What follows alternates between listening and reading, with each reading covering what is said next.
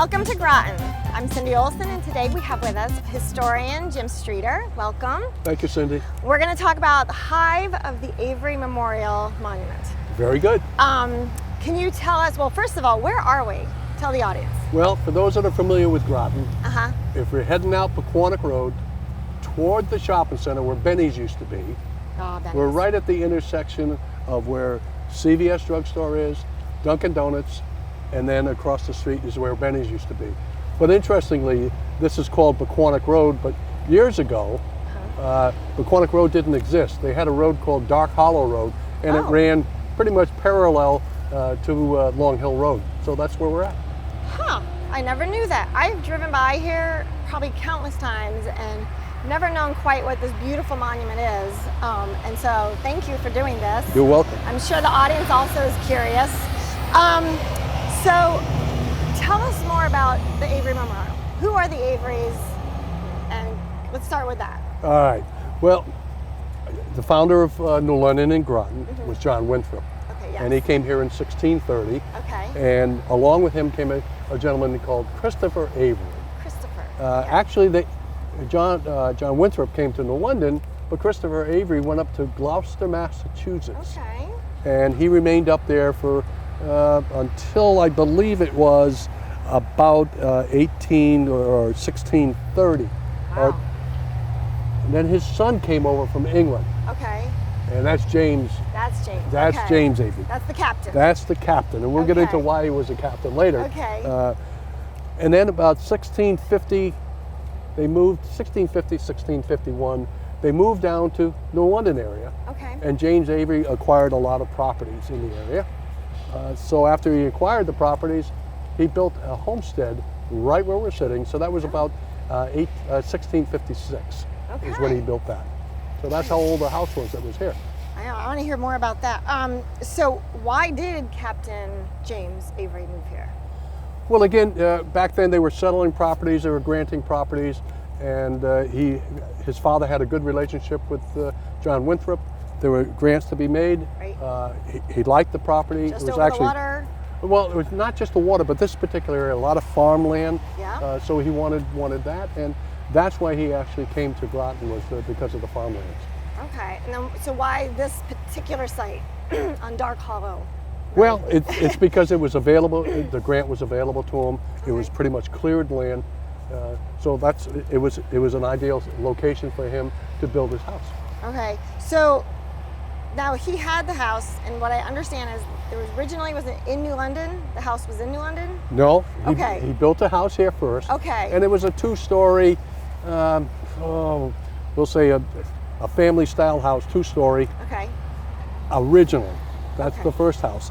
And then there was a house in New London, and we're talking houses. We call them meeting houses. Oh, meeting houses. By meeting houses, that was the name of a church. Okay. So there was a church in New London called the Blimmen Church or Meeting House. And I believe it was in 1684, they built a new house. Okay. A new meeting house. New meeting house, okay. So Mr. Avery happened to be on their board, and they were going to tear the house down, but he made an offer to purchase the house, and it was a very minuscule amount of money. I'm sure. But he had 6 months to remove it, and which he did, board by board. He removed it, brought it over here to Groton by little ferries, and added it to his other house. Okay. So now we have a double house. A double house. A double house. But partially meeting house? They didn't use it as a meeting house at first. Ultimately, later down the road, one of the Averys, and I guess we're kind of getting out of turn here, but in the house until 1894, there were 8 generations of Averys that lived in the house. So we start with the captain, and we moved all the way up to 1894. So it was used for various reasons or people that lived there, but one of the families that lived here, Park Avery, he did hold church services in that same building that was the meeting house in New London. Much farther on. Okay, cool. So this house, you said they moved it board by board, they added it on. What did it look like? Well, there's several sketches of it. Okay. Which is great to find. Yeah. As a historian, when you find sketches, of course, Must make you photography very happy. didn't take place back in the Well, no. in the 16 and 1700s. Not yet. But we did find 2 sketches, and by the sketches and the photographs that do exist of the house, we could actually point out what they look like. Okay. And we'll be showing those. Oh, those would be great. Yep. So the house was eventually used for partially meeting house, but what was it used primarily for initially? Well, initially it was a family house, but toward the end, when the house, and we'll talk about that, we're getting ahead of ourselves, Yeah. but the house was destroyed by a major fire. We had one of the town's clerks lived here. Oh, James okay. Dennison Avery Oh, lived the in the house, Dennisons. and he was the town clerk. Well, at that time, we didn't have a town hall. Okay. The house was used as the land records and for other business for the town. Okay. So all of the town records were maintained in Right. that house. On this land. On this Site land. right here. Okay. So how long was it here? Well, you figure from 1656 to 1894. Okay. It was here for quite some time. Substantial. So before we take a quick break, what happened to the house? Well, around 1889, they built the first bridge across the Thames River for the railroad. Okay. So they built some railroad tracks next to the house. Originally, it was going to go through the house, so the house would have been torn down. But they capitulated and built the railroad tracks just to the west of it. Yes, they did. And it was a steep grade where the train had to go by. And back then you had the steam engines, and they were really struggled to get up the railroad tracks and creating sparks from the smokestacks and something else. Well, late one evening, the train was coming by and created some sparks and got onto the roof of the house. Oh no. So we're talking, what, 200 years after it was first built. So everything Right. was dry. It was a dry summer. Right. And it started the house on fire, and within a short period of time, 30 or 40 minutes, the house was completely Oh my gosh. completely destroyed. That's awful. Yep. Oh wow. So that's why it's no longer here, but we do have some foundation and whatnot here on this site for people to see. We do. If you look, we have 2 chimneys. Those aren't actually where the chimneys of the house were, Oh. but we're sitting on actually where the house was located. Oh, okay. You'll see some steps made out of granite. Those are actually the steps that came into the house. Okay. But I want to backtrack a little bit Sure. about the fire. An important thing about the fire was, remember I mentioned that all the town records were kept there? Oh no, yes, you did. Well, when the fire first started, there was a guest in the house, and the guest alerted all the family, and of course they fortunately got Shoot out of the everybody house. out, yep. And James Avery, the clerk, he had records, but he had purchased 2 large safes. They're not heavy steel like we know today's okay. safe, but they were metal containers. Okay. And he threw all the records I think he could Quickly, into then? the safes and closed them, and hand carried a lot of them out of the house, Wow. which saved almost all of the records for the town. There were a few that were destroyed, some road records. So he's an old school superhero. Yes, he was. Yes, he was. So we're very like fortunate that. there. It took 4 days for those safes to cool down, Oh my gosh. and then they had to call in a locksmith who open 'em. who took the Yeah. combination and opened the safes, and he had saved almost all of the town's records. Oh. So What great thinking on his part. Yes, it and, was. And great news to hear everybody got out of the house Yes, safely. yep. That's fantastic. Was there anything other than the stairs and the chimneys left of the house, or was it just basically No, that's pretty much nothing? it. There are some stones that are around that point out the actual footprint of the house. But Okay. in today, the things have been covered up with ground and dirt and grass, Yeah. but they are there. It's very lovely here, though. It is. You It's a can lovely picnic here. spot. Although today it's very humid, but we'll work on that. So the house never got rebuilt. No, my research, I did discover one article where Mr. Avery had talked about rebuilding, but that's all it mentioned. He was Talked considering about it. rebuilding it, but obviously they did not rebuild it. Okay. Within 3 months of the house burning, they conducted a meeting. They had talked about establishing a memorial park Oh, okay. about the house. I like it. Well, that's what we have here today. Yep. So when we get back from the break, we're going to hear more about Avery Memorial Monument here in Groton, and stay tuned.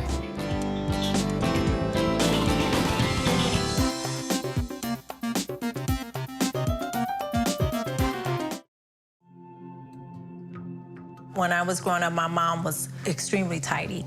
We were trained to put things back where we got them from. One day, when I walked into my mom's house, I felt like I walked to someone else's house. There was stuff everywhere. And just growing up the way I grew up, and to see this transition was very alarming. When Sean talked to me, it was a wake-up call, and that's when I went to the doctor.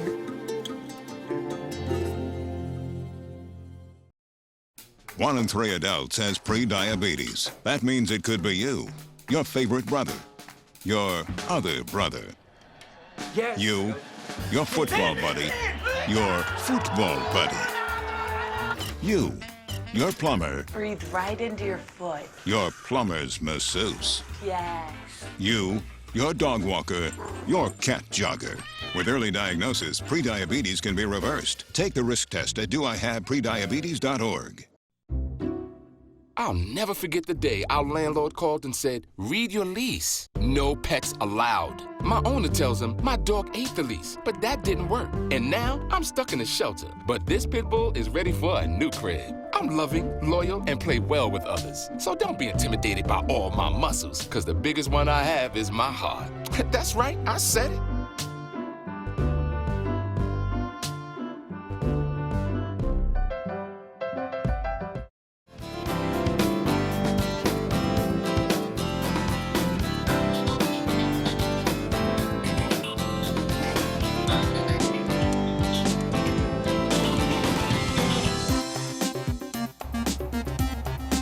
Welcome back. We're here at the Avery Memorial Park here in Groton with Jim Streeter, our town historian. Jim, we were just talking about the memorial itself. When was it erected? When was this beauty done? Well, what's interesting, before I get into the exact date of when it was erected, was the fact that the fire took place in July. Right. And then within 3 months, October, They July, decided. August, September, October, the Averys are meeting to discuss establishing a memorial park for the Hive of the Averys, their house and Yeah. what they represented. So that's when they started meeting. Within a short period of time after they started meeting, James Avery, who had hundreds of acres of land, they came down, they had an executive committee for the Avery Memorial Association. That's when it was established. Okay. October Wow. of 1894. Okay. They had the officers, and then they had the executive committee to establish the outlay of the park. Okay. James Avery offered and gave the footprint of the properties. It's about 1.5 acres, 2 acres, for the memorial park, and he was going to deed it over to the Memorial Association. Okay. So they started meeting, and within 3 months, there was a gentleman named Orlando R. Smith. Okay. From the Orlando. Smith Granite Company in Westerly, who happened to be an Avery descendant. He submitted a design, a proposed design for the memorial, and we have the actual picture from the logbook. He kept logbooks of everything he did. He also, by the way, for information purposes, he designed the Robert A. Gray Civil War Memorial. That's over we're in New London. No, it's at the Fort Griswold. Okay. But Sorry, in wrong just one. talking to London, it's coincidental because he also designed the Soldier and Sailors Monument that's downtown New London. So he's quite a designer. Very much so. The committee first accepted that, and they made a design revolving around that particular design. And they were going to have like small walls in a square, small short walls, and they were going to use the stones from the Part of the fireplaces. foundation. Yep. Okay. Well, they found out that the fire had really deteriorated the stones, so they couldn't use that. So they backtracked again, and they decided they would put a stone wall around the park, which exists today. That's It's beautiful. the wall that exists today. Well, they were running along with that. They sent the design out to all the members. There were like 400 members to the association at It's that quite a point. big deal, huh? And They got approval to do that, but just about the time they were getting ready to do the monument itself was actually installed.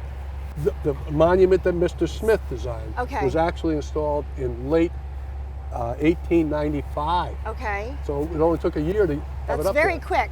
But after they installed it and before they had the grand opening, along came a gentleman named Bella Lyon Pratt, a world-renowned sculptress. Okay. He was also an Avery descendant. No way. And his suggestion was he was going to design a bust of Captain James Okay, Avery. yep. Of course, there were no sketches or photographs of Captain Avery, so what he decided to do, he would make him look like a warrior. Okay. Design it after a warrior, because Captain Avery was involved in the King Philip War. Oh, okay. So that's the design. The bust that was used, or the cast that was used to make the bronze cast for the monument still exists. Oh, really? Where? We'll talk about that later. Wow, okay, Some that's other cool. things. So ultimately they took the top of the monument and flattened it out. Just had to, yep. And then they put the bust on top. Now, I know the audience can't see, but you have meticulous notes here. So how much time, I'm just going to interject here, did it take you to research just this? Well, and that's the interesting thing. That's what's enjoyable about being the town historian. When they first approached me, probably about 9 months ago, to do about a half-hour presentation on the house, I said, what the heck can I talk about for a half hour? So I started the research. So in that 6 or 8 months, my file is now probably 5 inches thick.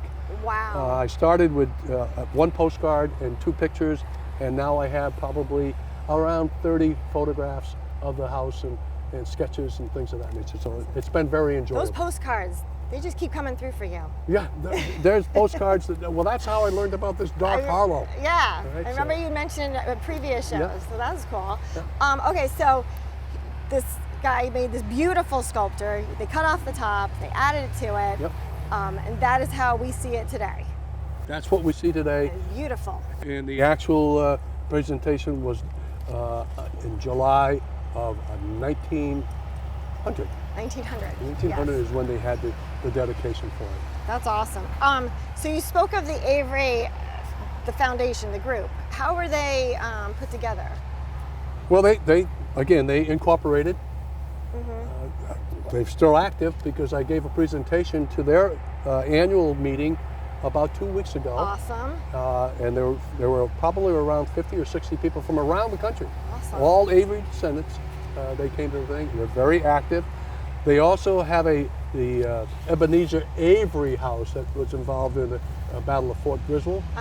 That house was removed from Thames Street up to Fort Griswold, and that is open. It's a museum, and it's just a beautiful place to go and visit and do research. Okay, we might have to check that one out in another show. Yeah. Okay. That's remarkable, and it's very long-standing. I like that. Yeah. So it was complete. They did this. I'm just going to say this now. If you want to come here and check out this park, it's very pretty. It's very pretty. Probably everyone else has driven by it a zillion times like I have. Next time you're at CVS, just park over there, get your prescription, then walk across the road carefully and come visit. It's very lovely over here. It's a little hot today, but it's very lovely. It is. It is. Oh. So what are some of what are other key features of this park? Well, the key features, in fact, right where we're sitting, Yes. we see a bronze plaque It's beautiful. that depicts what the house looked like. That's exactly what the house looked Okay. like. This portion here was the first house. This is the meeting house that was moved from Okay. New London. Here's another addition. And some of the photographs I have, you can see the back, there's other additions. I'd live there. But an interesting information about this bronze plaque, it was paid for by John Rockefeller. Really? Okay. How did that happen? Well, he's an Avery descendant. Oh my gosh, So of course. when they first discussed having the park, he donated the money to have this made and mounted onto the. It's the beautiful. monument. And there's verbiage all around this There memorial. is It's not just one face of it. It's gorgeous. That is beautiful. So Rockefeller, huh? Any other features? Well, again, on the 4 corners, you have the names of the 8 Avery descendant families that Okay. resided here. There's That's a cool. dedication, and there's a purpose for the monument, all engraved on all 4 sides. That's awesome. Yep. Any other artifacts of the house that were left over that won't be here, but then where are they? Well, there weren't left over per se. However, there are 2 significant things. If you go to that Ebenezer Avery House At Fort Griswold. at Fort Griswold, the original incorporation paper is framed and on the wall there. Ooh. The frame was made from a beam that was salvaged from the fire. And there was a gentleman named George Guest who came from Groton, who worked for that Bella Pratt at one time. He engraved it, and if you look at that frame, you will see a perfect sculpture in the frame of the house. No way. So that still exists. Okay. They also took another smaller piece of wood and made a gavel out of it that From they the use house. for the association from the house. Oh, and they use it at the association meetings? And they use it, well, it's behind It's there. glass now. Okay, but- okay. Yep. That's pretty cool. Yep. I like that. But other than that, too much didn't exist. There have been some archaeology digs out here, and they found some interesting artifacts. Oh, really? Those are also at that At Fort Griswold? Ebenezer Avery House. Okay. We'll definitely have to go there. Yes. Okay. So who currently maintains and owns this park? Well, the park has been diminished a bit from the original, what I said when James E. Avery deeded a large piece of property. The Avery Memorial Association actually takes care of the memorial park per se. Okay. But there's another section that was deeded over to the town of Groton. Okay. It needs a little cleaning up. Okay. We're working on that. Okay. We've got the town Parks and Recreation Department. We want to meet with them and the association, and now there's a new group, Groton Beautification Group. Yes. And we'd like to get all 3 of those involved because it is a significant piece of Groton's history. And it's located in a major intersection of the town very of Groton. busy part of town. And we want to pronounce it and say we're very proud of it. So Jim, you mentioned you had all sorts of photos. Do you have a few favorites, a favorite? I have one favorite photograph. One favorite, okay. And I happened to stumble across it. I believe it was at the London Public Library going into their archives. And there was a photograph of the house, and there was a gentleman standing in front of it with a long beard. And I said, who the heck is that? So I went on to find a grave, and I checked out James Avery, the town clerk. Okay. Oh. And his picture was there, and I said, well, that's the gentleman standing in front, for sure. Our superhero. But also in the same photograph, I looked at, because oftentimes you look at photographs, if you don't really look at the details, you're not going to find it. There was a young man or a young boy sitting on the step, Aww. and I looked, and that was his son. No way. So it was very, very significant to find a photograph that showed the last person that resided there plus his son. That's really cool. Yeah. This has been fascinating. So like I said, I've driven by here so many times. I'm sure everyone else has. And it's nice to finally know the history of this. And like you said, it's a treasure that the town has. So It is. Thank you so much for all this. Thank you to the association for what they do. It is beautiful. If you get a chance, come by and check it out. It is lovely here. And thank you for tuning in today.